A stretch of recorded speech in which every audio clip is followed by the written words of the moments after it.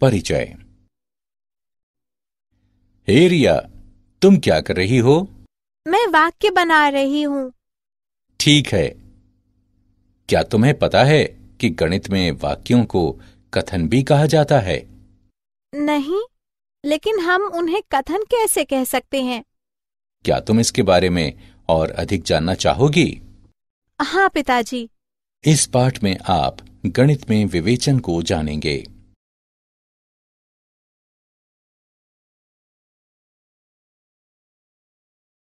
उद्देश्य।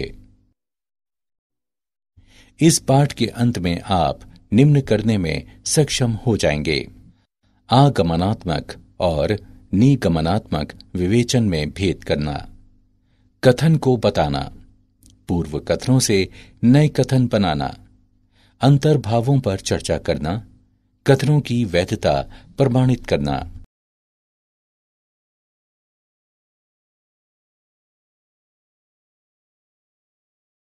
कथन। साक्ष्य से निष्कर्षों पर पहुंचने की प्रक्रिया विवेचन है। गणित में विवेचन के दो प्रकार होते हैं: एक आगमनात्मक और दो निगमनात्मक। विशिष्ट तथ्यों से सामान्य सिद्धांतों तक विवेचन ही आगमनात्मक विवेचन है। उदाहरण: उसके बाल लाल हैं, इसलिए उसकी प्रकृति क्रोधी स्वभाव वाली है। निगमनात्मक विवेचन वह विवेचन होता है जिसमें आगत प्रस्ताव की सत्यता तार्किक रूप से निर्गत प्रस्ताव की सत्यता की प्रतिभू होती है। दिया जाता है कि विवेचन में कोई गलती नहीं हुई है। एक तर्कसंगत उदाहरण दें जो विश्वास से उद्धत हो। यदि कमरे में अंधेरा है तो या तो लाइट बंद है या फिर बल्ब का फ्यूज उड़ गया है। कमरे में अंधेरा है, लाइट का स्विच बंद नहीं है। निष्कर्ष: बल्ब का फ्यूज उड़ गया है।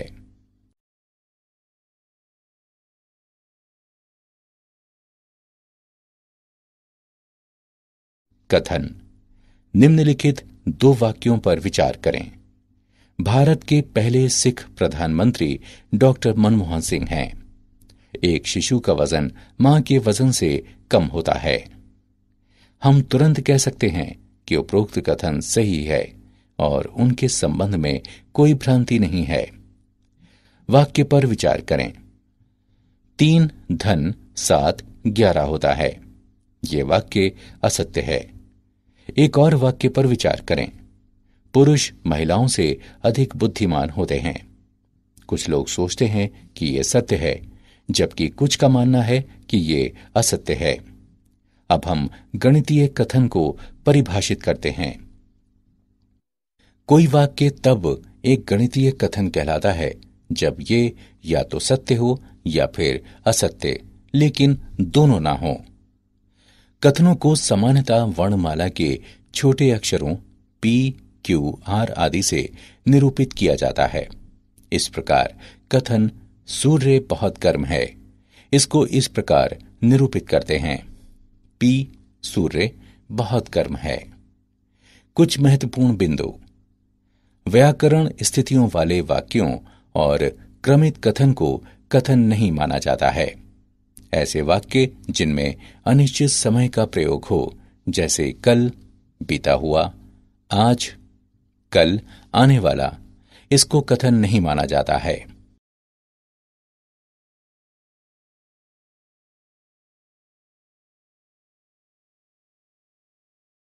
उदाहरण।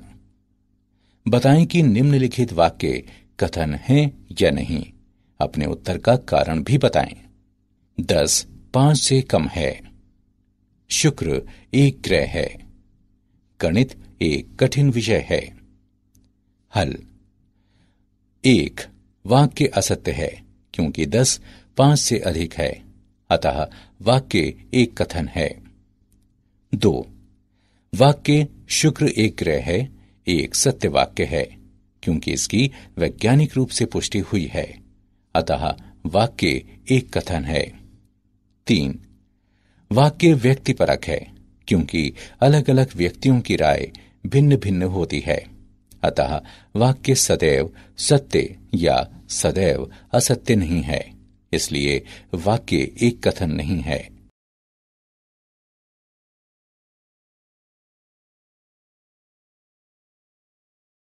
पूर्व ज्ञात कथनों से नए कथन बनाना। किसी कथन का निषेधन।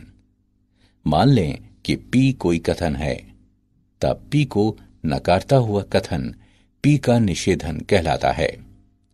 पी के निषेधन की रचना पी से पहले ये असत्य है लिखकर की जाती है। निषेधन की रचना पी नहीं शब्द को शामिल करके की जाती है। कथन पी के निषेधन को पी नहीं से निर्दिष्ट करते हैं। उदाहरण के लिए मान लें कथन पी है, राम बुद्धिमान है, तब पी नहीं कथन होता है, राम बुद्धिमान नहीं है। ये असत्य है कि राम बुद्धिमान है। मिश्र कथन। संयुक्त कथन। एक मिश्र कथन वो कथन होता है जो दो या अधिक कथनों से मिलकर बनता है। इन कथनों में से प्रत्येक एक घटक कथन कहलाता है। एक मिश्र कथन बनाने के लिए हम संयोजक शब्दों जैसे और, या के प्रयोग द्वारा दो कथनों को संयुक्त कर सकते हैं। उदाहरण के लिए एक कथन पी है कि अंक देने या जोड़ने में कुछ गलती है। उपरोक्त कथन हमें बताता है कि परीक्षक द्वारा अंक देने में कुछ गलती है या जोड़ने में कुछ गलती है। शब्द या से जोड़ दिए गए कथन को निम्नलिखित दो कथनों में अलग अलग किया जा सकता है। एक कथन क्यों है कि अंक देने में कुछ गलती है। एक कथन आर है कि जोड़ने में कुछ गलती है। निम्नलिखित दो कथनों पर विचार करें। एक कथन पी है कि 8 एक सम संख्या है। एक कथन क्यू है कि 8 एक प्राकृत संख्या है। एक नया मिश्र कथन प्राप्त करने के लिए इन दो कथनों को संयोजक और से संयुक्त किया जा सकता है। एक कथन आर है कि 8 एक सम संख्या और एक प्राकृत संख्या है।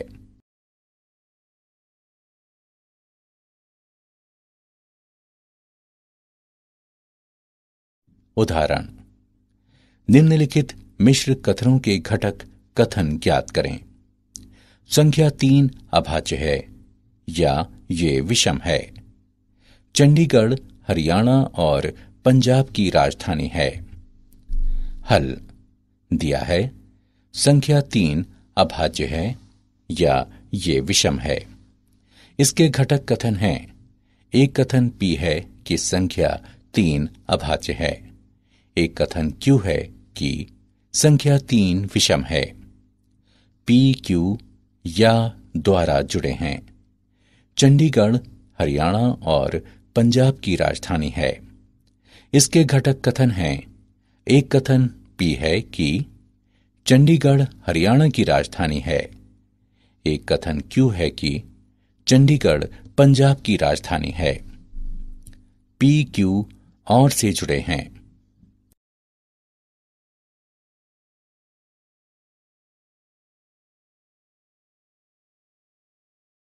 विशेष शब्द या वाक्यांश। शब्द और। 1 और वाला मिश्र कथन सत्य है यदि इसके सभी घटक कथन सत्य हैं। 2 और वाला मिश्र कथन असत्य है यदि घटक कथनों में से कोई भी असत्य है। अन्य सत्य हो सकते हैं। मान लें कि P और Q घटक कथन हैं, तब P और Q को इस प्रकार निरूपित करते हैं। P और Q और के लिए सत्यता सारणी को इस प्रकार निरूपित किया जाता है। P सत्य और Q सत्य के लिए P और Q सत्य है। P सत्य और Q असत्य के लिए P और Q असत्य है। P असत्य और Q सत्य के लिए P और Q असत्य है। P असत्य और Q असत्य के लिए P और Q असत्य है। उदाहरण के लिए एक कथन P है कि 30 2, 5 और 6 से विभाज्य है। इसके निम्नलिखित घटक कथन हैं। एक कथन Q है कि 30 2 से विभाज्य है। एक कथन R है कि 30 5 से विभाज्य है। एक कथन S है कि 30 6 से विभाज्य है। Q, R और S सत्य कथन हैं। P भी एक सत्य कथन है। शब्द या, अपवर्जित या। एक मिश्र कथन P या Q में यदि दो विकल्पों में से केवल एक ही होता है, अर्थात घटक कथन P या Q, लेकिन दोनों नहीं, तो संयोजक शब्द या अपवर्जित या कहलाता है। उदाहरण के लिए एक कथन P है कि 2 पिज्जा के साथ एक कोल्ड कॉफी या एक कोल्ड ड्रिंक मुफ्त उपलब्ध है।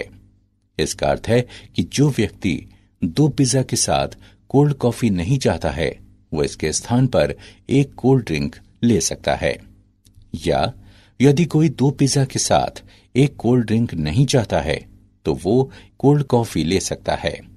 लेकिन व्यक्ति 2 पिज्जा के साथ दोनों को नहीं ले सकता। ये शब्द या का अपवर्जित प्रयोग कहलाता है। अंतर्विष्ट या।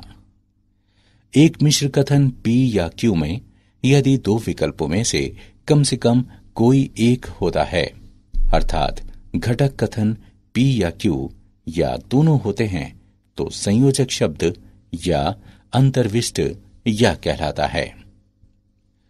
उदाहरण के लिए एक कथन Q है कि एक छात्र जिसने इंटर में व्यावसायिक अध्ययन या गणित विषय लिया हो, बीकॉम पाठ्यक्रम के लिए आवेदन कर सकता है।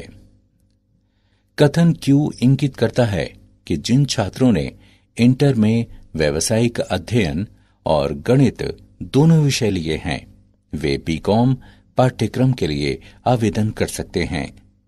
जिस छात्र ने इन विषयों में से केवल एक ही विषय लिया है, वे भी बीकॉम के लिए आवेदन कर सकते हैं। ये शब्द या का अंतर्विष्ट प्रयोग कहलाता है। या वाले मिश्र कथनों के लिए नियम। 1. या वाला कोई मिश्र कथन सत्य होता है जब एक घटक कथन सत्य हो या दोनों घटक कथन सत्य हों। 2. या वाला कोई मिश्र कथन असत्य होता है जब दोनों घटक कथन असत्य हों। मान लें कि P और Q घटक कथन हैं, तो P या Q को इस प्रकार निरूपित किया जाता है। P या Q के लिए सत्यता सारणी को इस प्रकार निरूपित करते हैं। P सत्य और Q सत्य के लिए P या Q सत्य है। P सत्य और Q असत्य के लिए P या Q सत्य है। P असत्य और Q सत्य के लिए P या Q सत्य है। P असत्य और Q असत्य के लिए P या Q असत्य है। परिमाणवाचक वाक्यांश। 2 परिमाणवाचक वाक्यांश हैं। 1. एक ऐसे का अस्तित्व है। 2. सभी के लिए, प्रत्येक के लिए। उदाहरण के लिए एक कथन है कि एक ऐसे वृत्त का अस्तित्व है जिसकी त्रिज्या 1 इकाई है। इसका अर्थ है कि कम से कम एक ऐसा वृत्त है जिसकी त्रिज्या 1 इकाई है।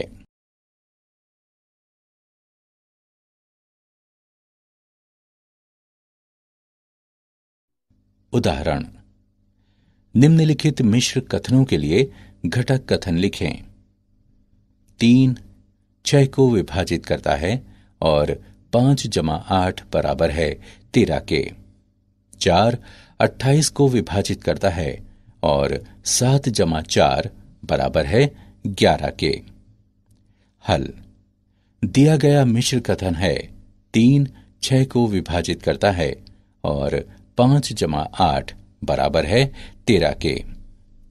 घटक कथन है P 3 6 को विभाजित करता है, Q 5 जमा 8 बराबर 13।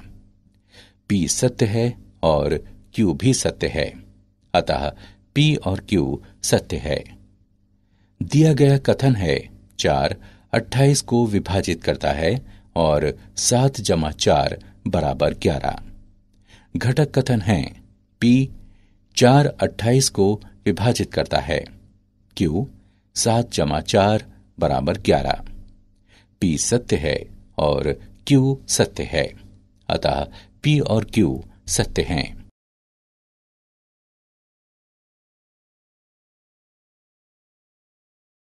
उदाहरण, निम्नलिखित कथनों में से प्रत्येक में अंतर्विष्टि या अपवर्जित या शब्दों के प्रयोग का पता लगाएं। अपने उत्तर को कारण सहित बताएं। 1. दुकान बंद होती है जब परिवार में कोई कार्यक्रम होता है या कोई बंद करने का दिन हो। 2. छात्र तीसरी भाषा के रूप में संस्कृत या उर्दू ले सकते हैं। हल। 1. यहां शब्द या का प्रयोग अंतर्विष्ट है, क्योंकि दुकान बंद करने के दिन को बंद रहने के साथ साथ उस दिन में भी बंद होती है जब परिवार में कोई कार्यक्रम होता है। 2. यहां शब्द या का प्रयोग अपवर्जित है, क्योंकि एक छात्र तीसरी भाषा के रूप में संस्कृत या उर्दू में से कोई एक ही ले सकता है, लेकिन दोनों नहीं ले सकता।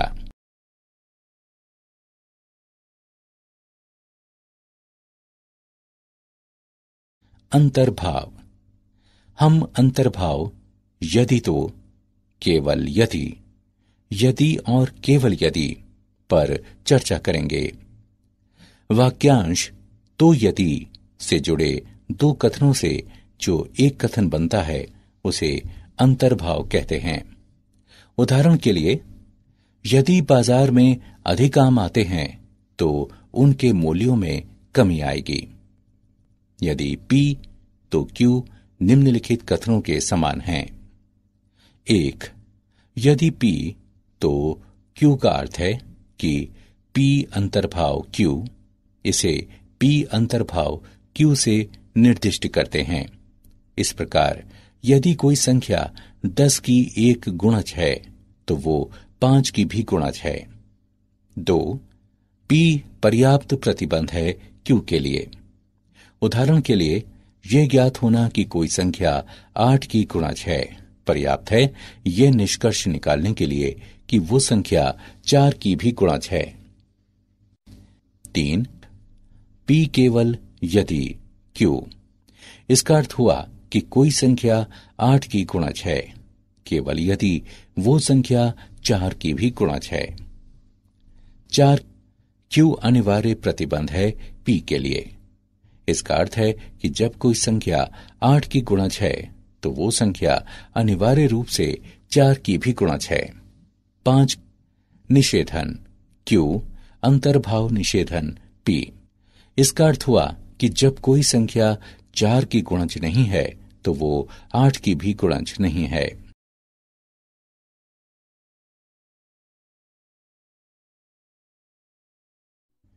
प्रतिधनात्मक और विलोम। दिए गए कथनों से बने ऐसे नए कथन जिनमें वाक्यांश यदि तो का प्रयोग हो प्रतिधनात्मक और विलोम कहलाते हैं। उदाहरण के लिए, निम्नलिखित यदि तो वाले कथन पर विचार करें। यदि स्टॉक मार्केट में स्टॉकों की तेजी से बिक्री होती है तो सेंसेक्स तेजी से गिरता है। इस कथन का प्रतिधनात्मक कथन है, यदि सेंसेक्स तेजी से नहीं गिरता है तो स्टॉक मार्केट में स्टॉकों की बिक्री तेजी से नहीं होती है। लेकिन दोनों कथन एक ही अर्थ में व्यक्त करते हैं। एक दिए गए कथन यदि P तो Q का विलोम है, यदि Q तो P। एक कथन पर विचार करें, यदि 2 पूर्णांक x और y इस प्रकार हैं कि x y से बड़ा है, तो x घटा y सदैव एक धन पूर्णांक है। इस कथन का विलोम कथन है, यदि दो पूर्णांक x और y इस प्रकार हैं कि x घटा y सदैव एक धन पूर्णांक है, तो x y से बड़ा है। यदि और केवल यदि का प्रयोग।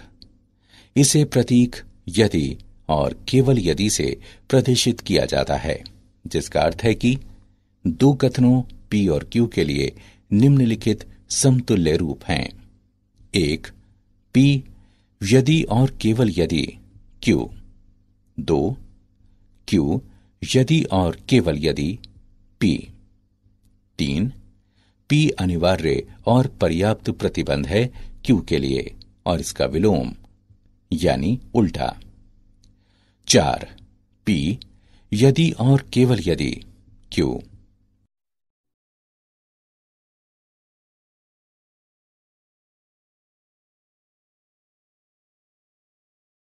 उदाहरण, दिए गए कथन के लिए प्रतिधनात्मक कथन लिखें।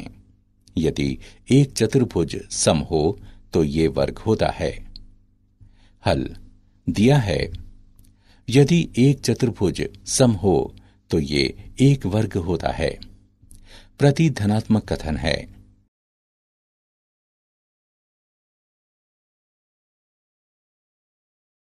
उदाहरण, दिए गए कथन के लिए विलोम कथन लिखें।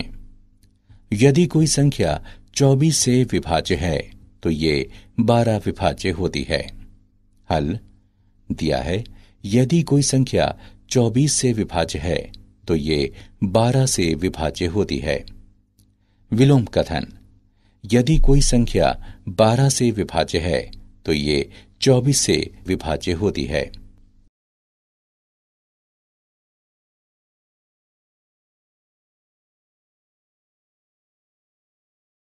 उदाहरण, यदि और केवल यदि का प्रयोग करते हुए दिए गए कथनों को संयुक्त करें।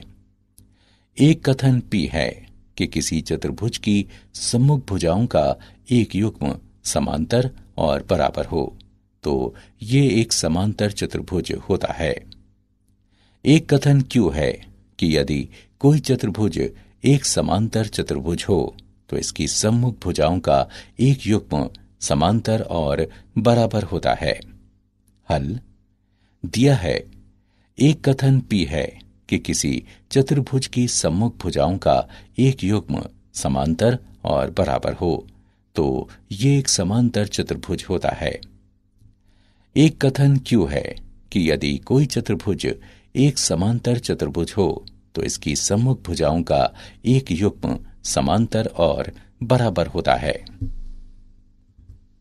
आइए यदि और केवल यदि का प्रयोग करते हुए इन कथनों को संयुक्त करें। हमें प्राप्त होता है, एक चतुर्भुज एक समांतर चतुर्भुज होता है यदि और केवल यदि इसकी सम्मुख भुजाओं का एक युग्म समांतर और बराबर हो।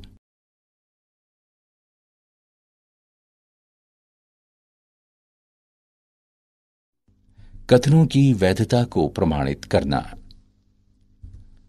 नियम 1, और से प्रयुक्त कथन। यदि P तथा Q दो कथन हैं तो यह सिद्ध करने के लिए P और Q सत्य है, निम्नलिखित चरणों की जरूरत होती है। स्थिति 1, दर्शाइए कि कथन P सत्य है। और स्थिति 2, दर्शाइए कि कथन Q सत्य है। नियम 2, या से प्रयुक्त कथन। यदि P और Q गणितीय कथन हैं तो ये सिद्ध करने के लिए कि कथन P या Q सत्य है, हम निम्न पर विचार करते हैं। स्थिति 1, ये मानते हुए कि P असत्य है, Q को अनिवार्यता सत्य प्रमाणित करें। स्थिति 2, ये मानते हुए कि Q असत्य है, P को अनिवार्यता सत्य प्रमाणित करें। नियम 3, यदि तो से प्रयुक्त कथन। यदि P तो क्यू को सिद्ध करने के लिए दिखाएं कि निम्नलिखित में से कोई एक सत्य है। स्थिति 1, ये मानते हुए कि P सत्य है, Q को अनिवार्यता सत्य सिद्ध करें। स्थिति 2, ये मानते हुए कि Q असत्य है, P को अनिवार्यता असत्य सिद्ध करें। नियम 4, यदि और केवल यदि से प्रयुक्त कथन P यदि और केवल यदि Q को सिद्ध करने के लिए हमें निम्न को सिद्ध करने की जरूरत है। स्थिति 1, यदि P सत्य है तो Q सत्य है। स्थिति 2, यदि Q सत्य है तो P सत्य है। विरोधोक्ति द्वारा इसमें हम जांचते हैं कि P सत्य है या नहीं। हम ये मानते हैं कि P सत्य नहीं है, अर्थात P का निषेधन सत्य है। तब हम ऐसे निष्कर्ष पर पहुंचते हैं जो हमारी मान्यता यानी पूर्व धारणा का खंडन करता है। इसलिए हम कह सकते हैं कि P सत्य है।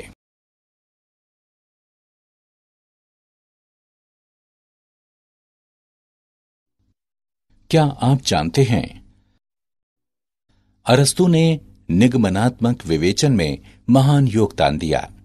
जर्मन गणितज्ञ G.W. लिबनिज ने निगमनात्मक विवेचन में प्रतीकों के प्रयोग की अवधारणा का विकास किया।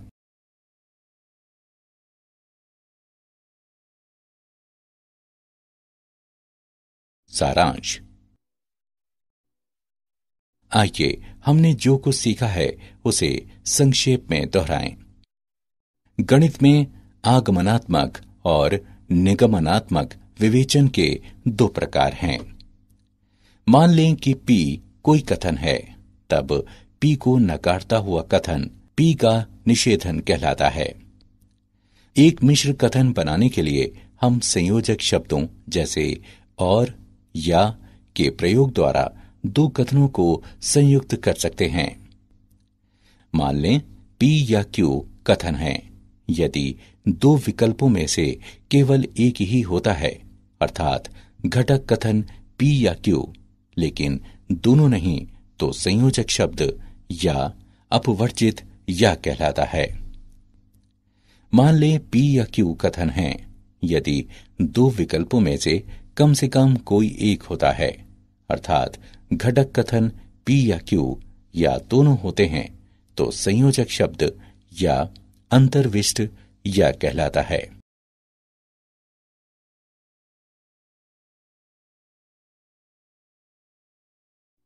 एक ऐसे का अस्तित्व है सभी के लिए, प्रत्येक के लिए दो परिमाणवाचक वाक्यांश हैं। वाक्यांश तो यदि से जुड़े दो कथनों से जो एक कथन बनता है उसे अंतर्भाव कहते हैं। केवल यदि, यदि और केवल यदि अंतर्भावों के अंतर्गत आते हैं। दिए गए कथनों से बने ऐसे नए कथन जिनमें वाक्यांश यदि तो का प्रयोग हो प्रतिधनात्मक और विलोम कहलाते हैं।